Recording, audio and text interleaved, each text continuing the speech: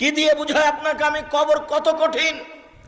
রাসূল সাল্লাল্লাহু আলাইহি ওয়াসাল্লাম বলেন, যখন তাকে কবরে জিজ্ঞাসা করা হবে দ্বীন সম্পর্কে, মুহাম্মদ সাল্লাল্লাহু আলাইহি সাল্লাম সম্পর্কে, ইসলাম সম্পর্কে, সে যদি উত্তর দিতে না পারে, ইয়াজরিবু জারবাতান, এত জোরে তাকে ফেরেশতা মারবেন, ইয়াসিহু সাইহাতান, সে বাপরে মারে করে চিৎকার করবে, ইয়াসমু মা বাইনাল মাশরিক ওয়াল মাগরিব ইল্লা সাকালাইন, সারা পৃথিবীর জীবজন্তু, কীটপতঙ্গ, পদার্থ, জড় পদার্থ সব কিছু তার চিৎকার শুনতে পাবে, মানুষ আর জিন শুনতে পাবে না। এখান থেকে 50,000 কোটি কিলোমিটার দূরে যে বস্তু আছে সেও শুনতে পাচ্ছে এই কবরের চিৎকার। সে কত জোরে চিৎকার করছে আপনাকে আমি বুঝাতে অক্ষম।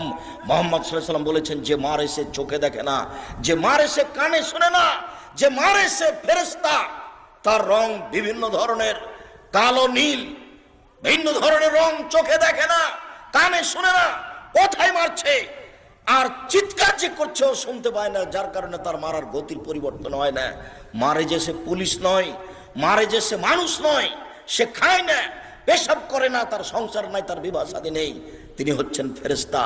প্রথম বাড়িও যেমন, শেষ বাড়িও তেমন, এইভাবে তাকে মারতে থাকবে বিচারের দিন পর্যন্ত। রাসূল সাল্লাল্লাহু আলাইহি সাল্লাম বলেন, যে লাঠি দিয়ে মারা হয়, যে হাতুড় দিয়ে মারা হয়, সেই হাতুড় যদি পাহাড়ের উপরে মারা হয় তাহলে ফায়াসির তুরাব, সেটা পাথর হয়ে যাবে, ধুলা হয়ে যাবে, একবারে খান খান হয়ে। পাহাড়ের উপরে মারা হলে পাহাড় ধুলা হয়ে যাবে। যেই হাতুড় দিয়ে মারা হয়, সেই হাতুড়টা যদি পাহাড়কে মারা হয় তাহলে পাহাড় ধুলা হয়ে যাবে। মুহাম্মদ সাল্লাল্লাহু আলাইহি সাল্লাম এইভাবে বলেন। কি দিয়ে বুঝায় আপনাকে আমি কবর কত কঠিন? এখানে চিৎকার করছে, তার কণ্ঠ, তার শব্দ শুনতে পাচ্ছে 50,000 কোটি কিলোমিটার দূরে। যে মানুষ, যে জীবজন্তু আছে, জিন আর মানুষ ব্যতীত যেই পদার্থ, জড় পদার্থ আছে, সে শুনতে পাচ্ছে কবরের শাস্তি, শুনতে পাচ্ছে গিলাসটা, কবরের শাস্তি শুনতে পাচ্ছে বক্সটা, কবরের শাস্তি শুনতে পাচ্ছে বাল্বটা, কবরের শাস্তি শুনতে পাচ্ছে এই মাইক, সব কিছু শুনতে পাচ্ছে কবরের চিৎকার। কিন্তু মানুষ এবং জিন শুনতে পায় না। শুনতে পাইলে সে বাঁচত না। আপনাকে আমি বুঝাতে পারি কবর কি জিনিস। রাসূল সাল্লাল্লাহু আলাইহি সাল্লাম দিন রাত কবরের শাস্তি থেকে বাঁচতে চাইতেন। যখনই তিনি জানাজায় দাঁড়াতেন, তখন লোকটার জন্য কবরের শাস্তি থেকে আল্লাহর কাছে বাঁচতে চাইছেন, আল্লাহ তুমি তাকে কবরের শাস্তি থেকে বাঁচাও। সম্মানিত দিনী ভাই বোন, বাড়ির পিছন দিকে যে 2 হাত 2.5 হাত গর্ত করে কবর করা হয়েছে, তার নাম কবর নয়। সেটাই যদি কবর হতো, তাহলে যাকে বাঘে খেয়ে নিল তার কবর কোথায়? কবরস্থানে 2-2.5 হাত যে কবর করা হয়, সেটাই কবর নয়। সেটাই যদি কবর হতো, তাহলে যে আগুনে জ্বলে ছাই হয়ে গেল তার কবর কোথায়? সেটাই যদি কবর হতো, তাহলে যে পানিতে ডুবে হারিয়ে গেল তার কবর কোথায়? মরার পর থেকে নিয়ে বিচারের দিন পর্যন্ত একটা দীর্ঘ সময়ের নাম কবর, যাকে বলা হয় আলামে বারজাক। এই দীর্ঘ সময়ের নাম কবর। এটা কোনো জায়গা, কোনো স্থান নয়। সম্মানিত দিনী ভাই বোন, এই দীর্ঘ সময়ের ভালোটা হলো ভালো, খারাপটা হলো খারাপ।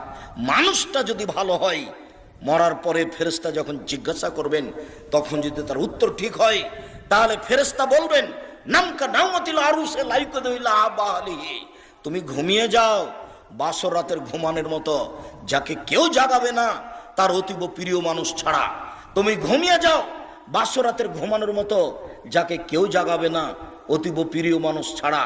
যখনই তাকে ঘুমাবে, ঘুম থেকে জাগাবে, তখনই সে একটু কষ্টবোধ মনে করে বলবে, এখনই তো মাত্র ঘুমালাম, কেমন হয়ে গেল, এখনই তো ঘুমালাম, কেন আমাকে এভাবে উঠানো হলো? তার এইরকম একটা পরিবেশ থাকবে। অথচ সে লোকটা কবরে ঘুমিয়ে আছে 4,000 বছর থেকে, 10,000 বছর থেকে। তার মানে ভালো মানুষের কবরে থাকার সময়সীমা হলো বাসর রাতের সমান। তা 2 ঘন্টা হতে পারে, 2.5 ঘন্টা হতে পারে, 3 ঘন্টা হতে পারে। এটা হলো ভালো মানুষের কবরের সময়সীমা। আর যারা খারাপ মানুষ, তারা তো আপনাকে আর আমি কি দিয়ে বুঝাই। কবরের শাস্তিকে স্বপ্নের মতো বলা যেতে পারে। আপনি পাশে বসে আছেন, আপনার ভাই শুয়ে আছে, ঘুমিয়ে আছে, গোখরা সাপ তাকে দংশন করছে, সে বাপরে মারে করে চিৎকার করে পালিয়ে যাচ্ছে ঘুমের ঘরে।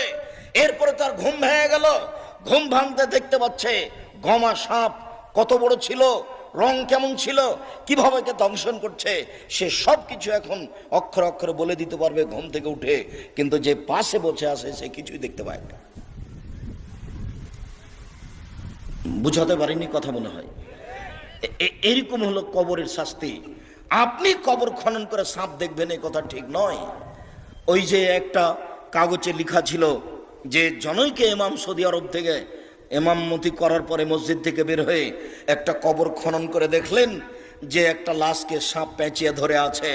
তারপরে বলে দিলেন যে এইটা ফটোকপি করে যে যত বিতরণ করতে পারবে সে তত ভালো। একেবারে নগদ মিথ্যা কথা। কবরের শাস্তি মানুষ দেখা তো বহু দূরের কথা, শুনতে সক্ষম নয়।